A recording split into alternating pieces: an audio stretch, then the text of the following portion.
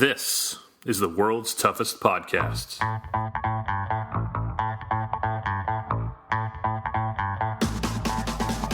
Welcome to the world's toughest podcast, where we talk about any obstacle course race you'd like, as long as that's world's toughest mudder. Each week we talk to members of the WTM community and share stories of success and failure in the single greatest event in OCR.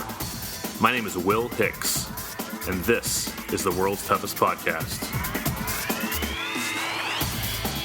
On today's show, Melissa Sharkbait Dugan comes back to talk about her plans for New Orleans, and Carlo Piscitello, half of the world-famous Pis-n-Cox show, talks about their new gig with Tough Mudder headquarters.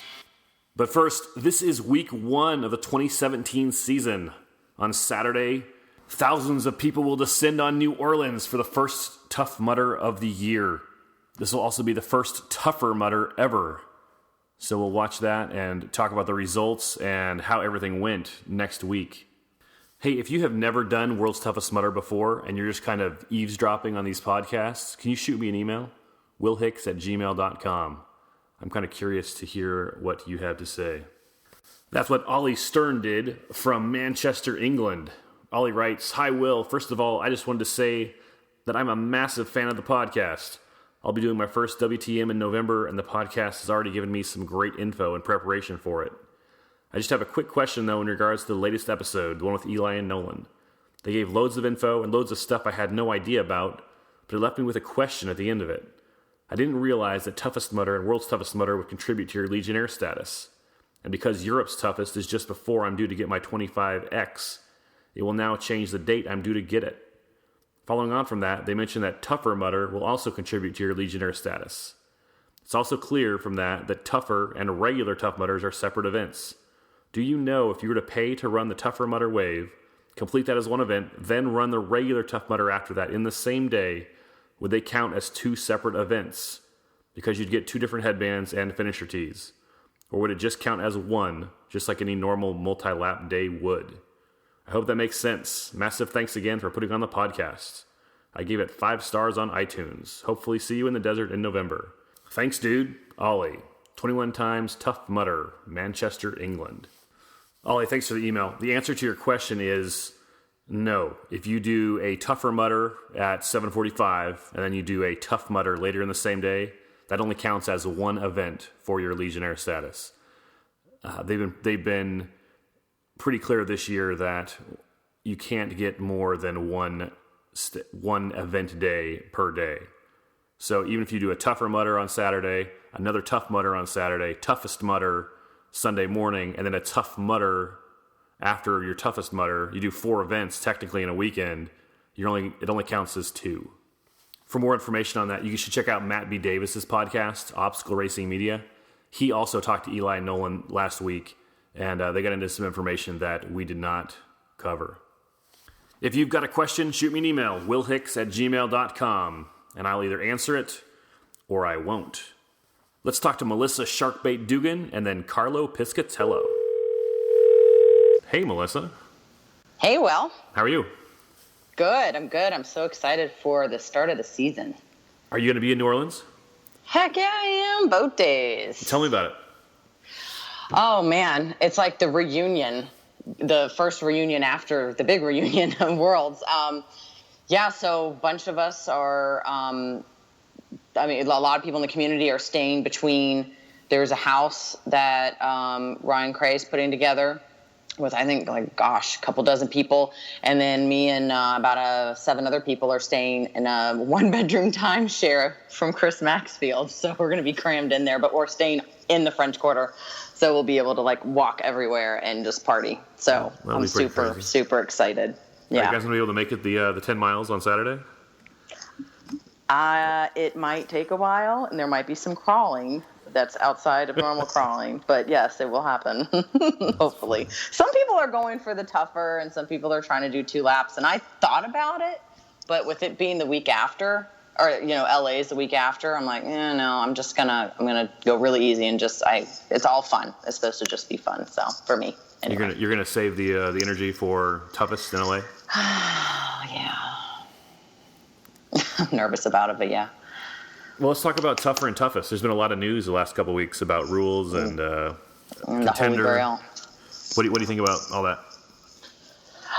It's different, and it's trying to figure out the rules. Like, I was talking with someone this morning, and he was saying, well, wait a minute, don't you have to keep your band? Because for tougher, you now get the band, and it's a mandatory obstacle completion. Do you have to keep your band for it to be considered that you did it to get your Holy Grail? And when I watched the live video with Nolan, Eli, and Chris, they said, no, if you lose your band, no big deal. Because his point, my friend, was, does that mean you have to do electroshock therapy? And I didn't even think about that. Oh. I don't want to do EST. That's a great point. Is that going to be the last obstacle for Tougher Mudder? Yeah. Oh, and wow. I mean, what about the people that can't? Because there are plenty of people in our community that can't. They have fake this and metal that. Yeah. And me, I'm just some baby about it now. I don't want to do it either. I might do it, though, for the Holy Grail. I actually might do it if I had to. When's the last time you did electroshock? Last time I did electroshock was Whistler 2015, and it was me. It's Joe Perry's fault. Me, Joe Perry, Dominic Deutsch, and Scott McCracken. And so we're all, and they decided to, and apparently it was the first time, who knows, but it was all of us locked in arms or hands, and we had ourselves blindfolded with our headbands. And that was the first time I'd done it in over a year, because I did it that was my 20th time getting shocked, and I was like, I can't. It was there's video of it, and that is true bloody murder screaming. It was because when your eyes are closed, your eyes are closed and you're blindfolded, and you have other people and you're getting shocked through their shocks. I literally saw lightning. Oh, it's crazy. Yeah, there's guys like Kevin Chow who just love it, and then I hate it. Oh man, I hate it so much. I was the one up until Central Florida 2014, the week before my first Worlds. I was the one that I'd call you out. I'd call you every name in the book in front of everybody to make you do it with me, because I thought it was fun. And then I just think I just got to that point where I couldn't do it anymore. And you know what? I saw Matthew Lowe. Well, I didn't see him, but I saw him after, where he, it was Sam Meredith. Sam Meredith got zapped during Worlds 2014. He went through, and he got all bloody from the EST, and he blacked out. He had no idea how he got out of there. So ever since then, I did it that one time because Joe Perry made me, and I really don't ever want to do it again. But you will for a special tougher headband? No, for the cup. For the cup. For that Holy Grail cup that we're going to get at Worlds. I think I would. Yeah.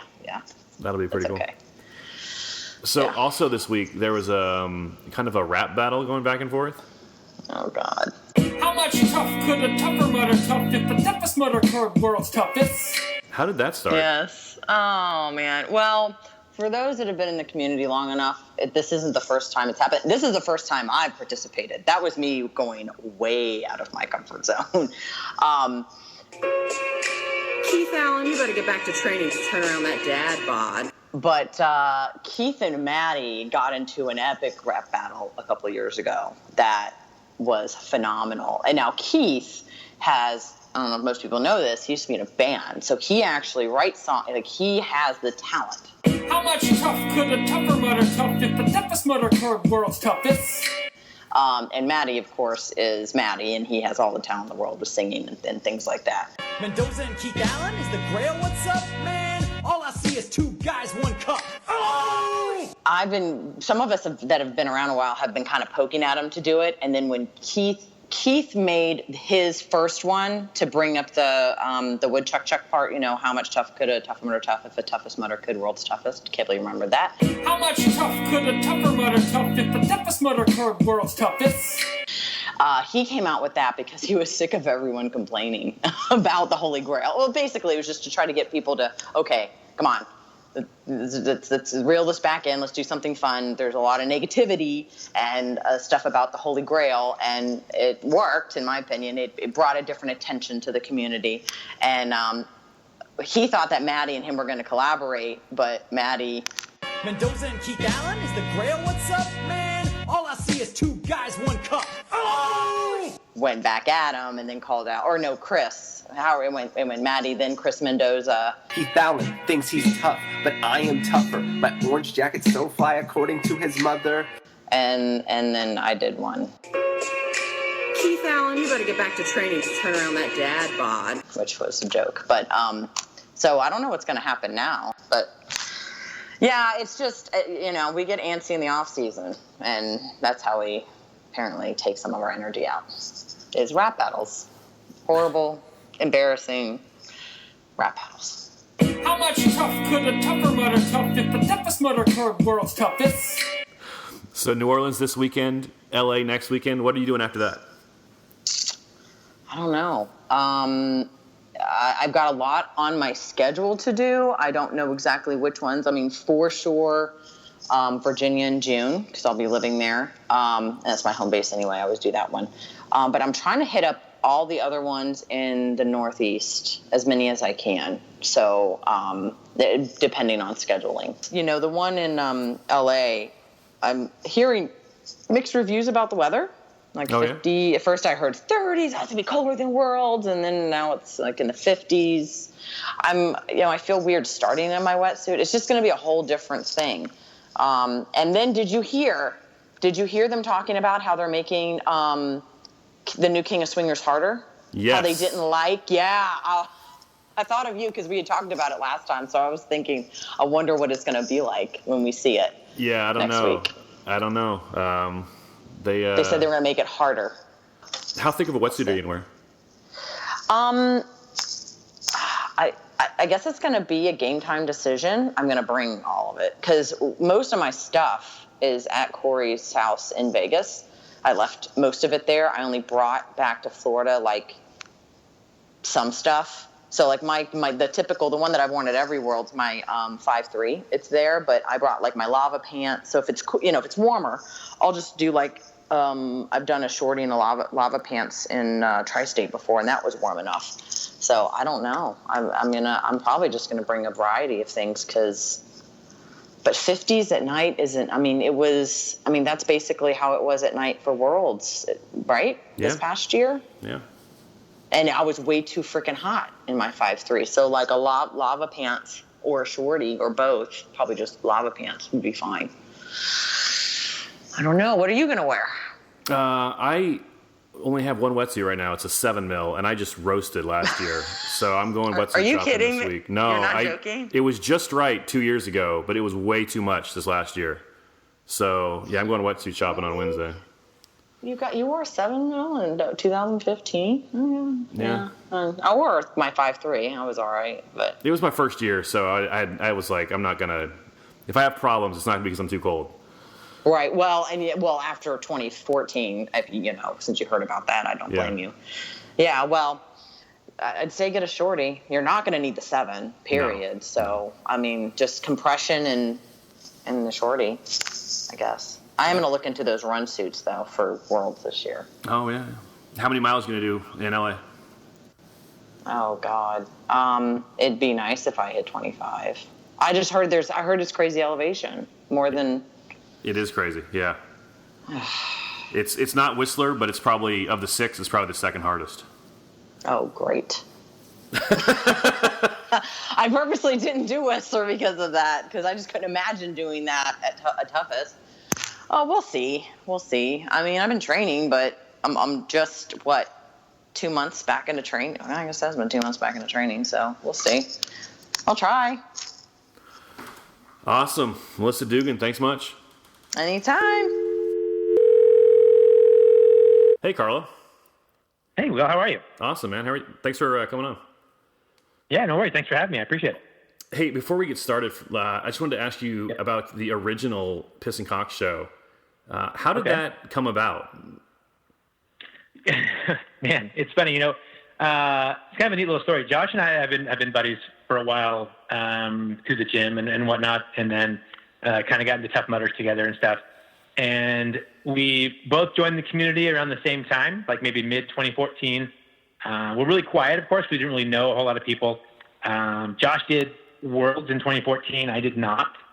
And then in early January of 2015, actually Sharkbait, who I think was on one of your podcasts already, she posted one of those videos for like the protein powder challenge, right? Where you like take a cup of protein powder for no good reason and you just eat it dry. Right. And you just record the shenanigans that go on. So Josh and I saw that and we're like, oh, we should do that. That'd be kind of funny. So we did it and Josh had some fun with it and edited it, you know. And it turned out really well and it was kind of fun and it was kind of well received. And after doing that, Josh and I kind of realized that it was kind of fun, like recording stuff together, you know, that was kind of fun like that. And so we were talking at the gym one day and I was like, man, I was telling him about a story that I saw in the World's Toughest Mudder community on Facebook. And he's like, man, I missed that whole story. And I'm like, you know, it's almost like if you're not paying attention every day, you miss stuff, you miss posts and you miss things in the community. And I was like, dude, why don't we do like a little weekly like wrap up show that kind of says like, hey, you know, we'll do it on Fridays. And if you missed, here's what happened in the World's Toughest Mudder community during this week. And that's basically kind of the crux of it. And we were kind of scared a little bit about it because again, we don't really know a whole lot of folks in the community and we don't know the admins necessarily. And so we just kind of posted it.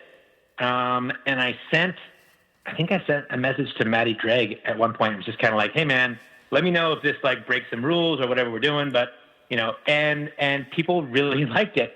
And it was like, hey, you guys got to do this again. And we were like, oh, okay, we'll do it again. You know, and so that's kind of how it got started. It became kind of a weekly thing. And that first season, oh gosh, what we do, like 40 something episodes, I think. Yeah, 45. Which is ridiculous to be honest. And I always give Josh credit because I have the easy job. Literally, you know, we're literally two dudes sitting in his garage, you know, with an iPhone, recording this thing. And we film anywhere from like 75 to 90 minutes of footage, that Josh edits everything down to about a 25-minute show. So yeah, that's kind of the basis of how it got started. It was just, hey, there should, you know, if you're not careful, you'll miss stuff in the community, and we should have a little, you know, just a little wrap-up show. And then it's, you know, it's kind of grown into its own little thing, and there's different segments now, and it's gotten a little, I guess, raunchier, you could say, maybe. But yeah, people still seem to like it, and we get recognized at events, which is kind of neat. That's not something we ever expected, but yeah, so it's been a pretty interesting thing. Who came up with the name? Oh gosh, I believe, if I get it wrong, I'm going to get killed, but it's okay. But I believe Maria Beck, Mudder Hen, as she's known from the community, I believe she's the one that came up with it. And she posted it in the comments somewhere, and then it just like people started responding to it and stuff, and we were like, all right, there you go. That's the name, Pis-n-Cox. So be it. Which is fun, and I like it, and it's kind of a neat name. It's weird when you try to, like, when you have friends and like outside of the community who are like, oh, I heard you do a YouTube thing. What's it called? Well, it's called the Pis-n-Cox Show. But let me tell you why. You know, I got like jump to the defense because it's just, you know, for those who don't know, it's not quite what it seems. It's the start of your last name and Josh's last name. Correct. We always tell people, like, be very careful when you Google that. If you're going to Google it, just be very careful because get the spelling right. If you don't get the spelling right, bad things can happen. Tell me about the new gig with Tough Mudder. Oh man, that's been kind of a long time coming. So I met up with a gal who works in marketing at Tough Mudder in Tahoe last year in June as we were going through Arctic Enema, and we just kind of kept in touch. And you know, I was kind of like, hey, if you've ever seen our show, check it out. It's a little, you know, sophomoric or whatever, but let me know what you think. And she liked it. She lives in New York, so she wouldn't be out to all the West Coast events, but I'd see her occasionally. And then after Worlds this year, she was like, hey, I really want to talk to you about like doing something like with you and Josh and the Tough Mudder, like something like a live feed. And I was like, oh my gosh, that'd be so awesome. And so, you know, Josh and I talked about it a little bit and we were super stoked about it. And it just took a little while to kind of figure out like what they were looking for.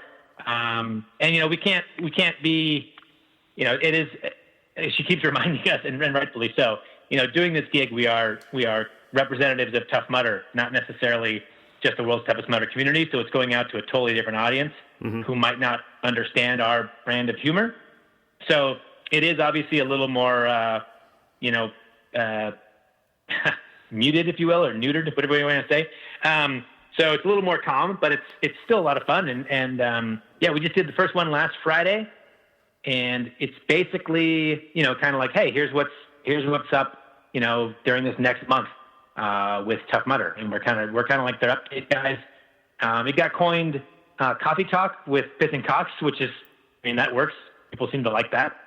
And I think it's going to be a once a month thing for now, I believe, where at the beginning of each month we'll do an episode on a Friday that just kind of like outlines what's going on, not just with Tough Mudder itself, but if there's going to be Tough Mudder ambassadors who are doing like activations or something in their community. Oh, sure. We're going to promote that kind of stuff.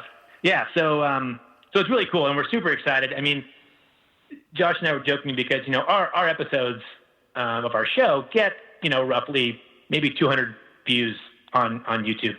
And even when we do live feeds to the community, you know, we get, you know, a few hundred viewers, and it's kind of fun, and we have a good time with it. I looked at it, we were done. It was like that. We did 27 minutes, I think, and we got 36,000 viewers.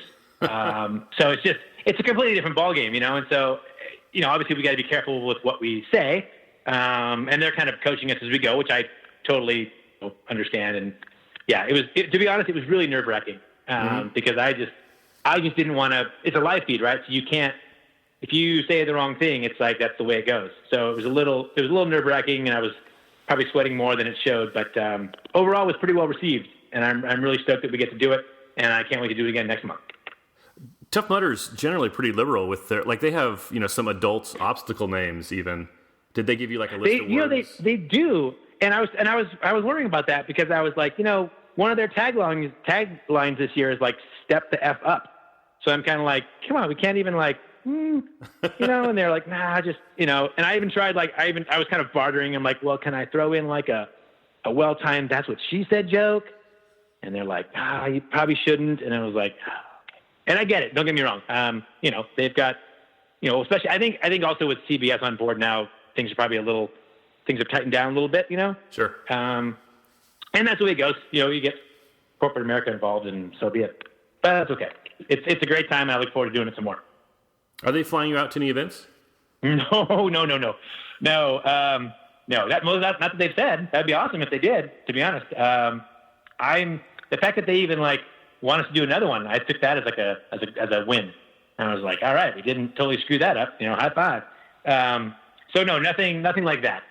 We received nothing in return other than, you know, hopefully some exposure for our regular show. Sure. So yeah, so far that's where we're at. And is it kind of the same deal? You're filming in Josh's garage, and yeah, we filmed in Josh's garage.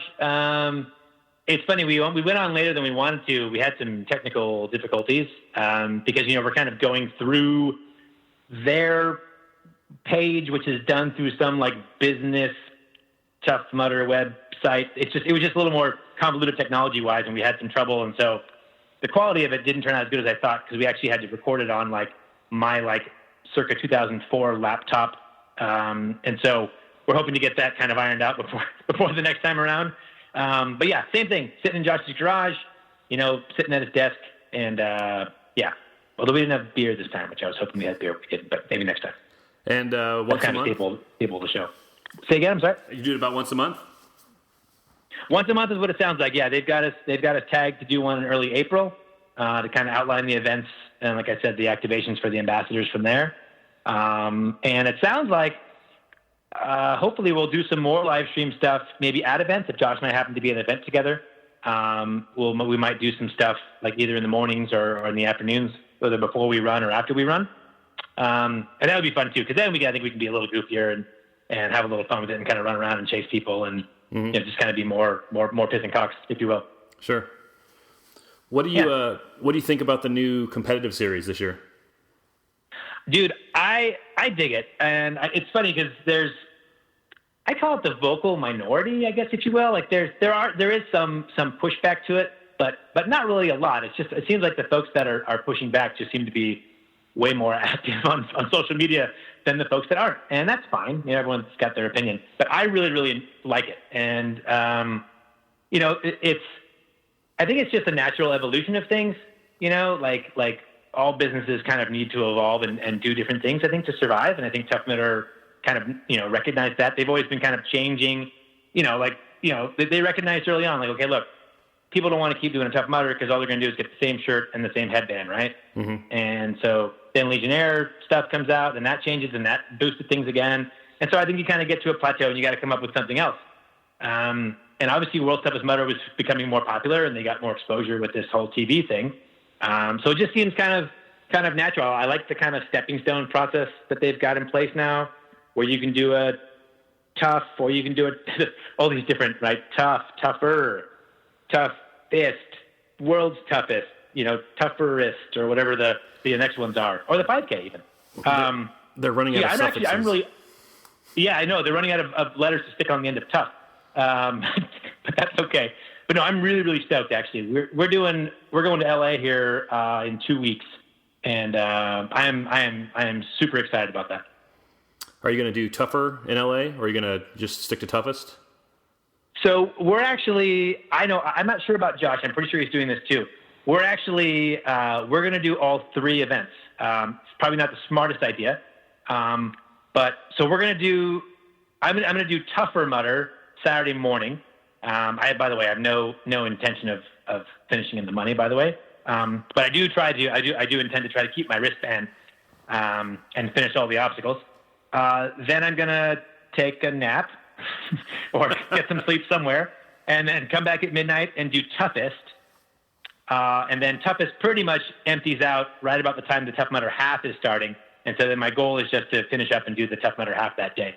And in fact, on the live stream that TMHQ did last week, they kind of touched upon, like, they said that people who do, well, actually, they asked, like, what do you call people that do all 3? And they said something like masochistic or whatever. But they did say something about, like, people who do that, they want to, like, try to talk to them and come up with a name for, doing all 3 events in a weekend. I've already coined the phrase Ultra Mudder, which, I don't know, I just kind of think it's fun because it ties into the whole ultra marathon aspect. Mm-hmm. So if they ask me, or if I want to get that going, I'll start hashtagging the crap out of that maybe. No, but anyway, so that's my plan for that weekend, is to hit all 3. And I mean, it seems like a good idea right now. It might not seem like a good idea at 10 o'clock at night when I got to go back out and get ready to run for 8 hours, but it's all right. It's fun. I really liked the modification they made to King of Swingers, but now that they've modified it again and they're like, it's more like having to go for the bell, I'm like, shit. Yeah, right. Because I never hit the bell ever. I've never hit it. Like 20 something times in like 20. Yeah, seriously. So I'm like, if I have to, like, I don't want to sit there and have to swing 8 times to keep my wristband. Like, no, that's for toughest. I know. That's for toughest. I know, but it's not for tougher? Yeah. So there'll be a penalty lap for that, I think. We'll have to see. Okay. That makes you feel better. Because I don't want to. King of the Swingers. I hate to lose my. Same. Okay, I just hate to lose my wristband because I'm short. You're still going to have to hit that bell. Oh, I hope not. Kind of hope not. Because I loved Devil Rainbow. I don't care if it wasn't that hard. That was so much fun. Oh yeah. It wasn't fun when my arms were shot, but it was fun first few times and the last couple times. Yeah. Those in between times kind of sucked, but it was, oh man. But yeah. God, I was all worried about Funky Monkey. I didn't even think about King of Swingers. Yeah, I have a worse time with that than I do with Funky Monkey. I really enjoyed that. Funky Monkey was fun. I got whipped off the kind of horizontal swing one time, and kind of like pancake. But otherwise, I felt pretty good on that one. But although Kong is a resident or regular part of this thing now, I think, which kind of sucks because that's the one I hurt myself on at Worlds. Actually, was falling off of Kong. But you think Kong will be part of Tougher, or do you think they'll have electroshock? Tougher. I don't know. I don't even. And you saw the whole thing, right? Where like toughest, they're doing like 2 loops, like 2 actual separate loops. Yeah. So I'm like, I'm really interested to see how that works. I think it's really neat the way they do it, and I'll be interested to see how it all works out because it's going to be, I don't know. It's kind of fun. I mean, I don't want them leaving us in the dark, but at the same time, it's kind of cool because it definitely builds my anticipation. So yeah. I understand why they do it. Plus, you know what? Plus, I think half of it is like it gives them wiggle room to change stuff. Exactly. That's you're absolutely right. Because you see the outcry when they change that, like 40 miles for a free world's toughest down to nothing and down back to 50. Like, yes, it's in their best interest, dude. And I'm telling you, there's going to be some great athletes at LA, but I'm like, or SoCal, whatever it's called. But dude, 50 miles in 8 hours at that venue, that's that's insane. Those guys are gonna have to be flying. There are so many hills at that one. That's why I'm doing Chicago too. Like that's where I'm gonna get my 25s is Chicago. See, I thought about that. That was my biggest point for like maybe not doing tough, even though I'm gonna do it anyway. And to be honest, I'm gonna write an article for Matt that kind of chronicles my day doing all 3 events. That's kind of why I'm doing it. Oh, sure. I wanted to do an article on it. But part of me is like, dude, I think doing tough is going to kill me as far as trying to get 25 miles. But I mean, whatever. If it does, again, I'm not going to, if I'm not contender status come Worlds, I'm going to be okay. Right. Yeah. I wasn't going to get win money anyway, so. No, that's exactly right. And I certainly won't be elite contender status, which I just learned about actually from listening to your podcast. I had missed that somehow. Oh, cool. So that's for the young guys. Are you going to get yourself a Holy Grail this year? Yeah, I'll have 2 legs of the Holy Grail just through that weekend alone. You know, then it's just a matter of getting to World's Toughest, which I'll definitely be doing. So yeah, I'm anxious to see what they look like. I'll be honest, their teasing is working well because I do kind of want to see what that really looks like. But yeah, I'm actually really excited about that. What Tough Mudders can people see you at this year? Okay, this is a good. I was just thinking about this before we hooked up. So I know for a fact I'm doing LA, and I've already booked my flight 2 weeks later to do Phoenix. I love that one because it's. Well, I tell you, if you ever want to do like your first Tough Mudder, by the way, consider Arizona or Seattle because those are both really, really flat courses. So if you don't like hills, Arizona and Seattle. But so we've got, to answer your question, we got LA, we've got Arizona, and then I don't have anything until Tahoe in June. Later on in June is Whistler, and that's a maybe. I love Whistler. I've gone the last 2 years in a row. It's ridiculously amazing up there. But that one's a maybe because I'm not sure cash-wise if I'll be able to make that one work. The one I'm most excited about actually is, and they just announced it a few weeks ago, is they're going to have one up, because I live in Northern California. They're going to have one at Sonoma Raceway, which used to be called Sears Point and then Infineon Raceway. They have a NASCAR, which I don't even call it NASCAR anymore, do they? I don't know. They have a road race there for NASCAR every year. And it's just a big like motorsports complex. And it's literally like 25 minutes from Josh and my house or our houses. And so it's basically in my backyard. And that's in October.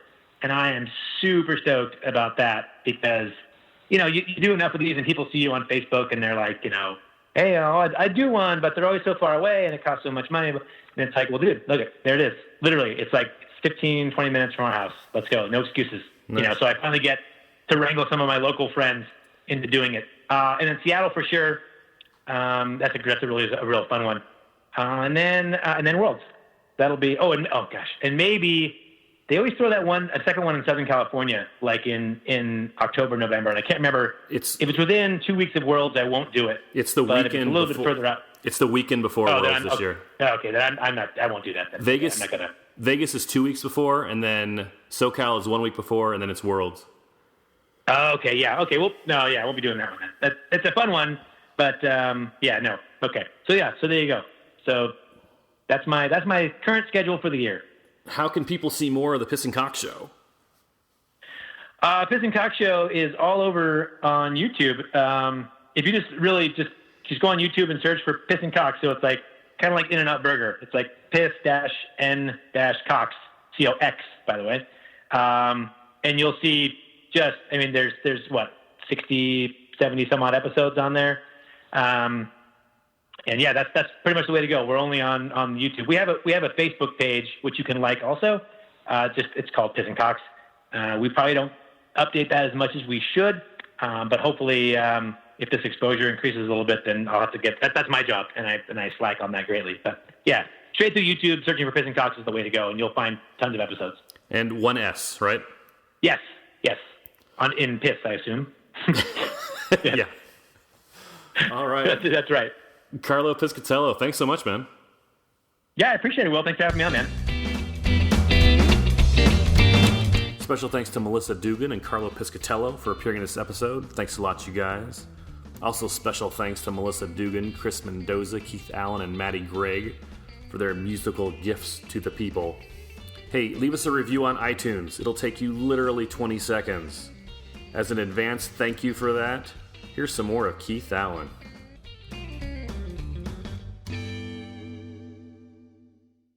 Christopher Mendoza is a really nice guy, and that might be why that he got zero airtime. While Tough Mudder was on CBS, and then he decided it was time to see me next. Yo, 100 miles make you an orange jacket star, but if you wanna flex with me, you'll have to see these bars, kid.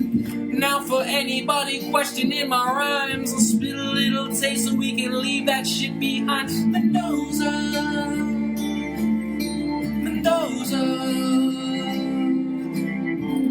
Please train with Wesley Kerr some more so you can go from third to fourth. Mendoza.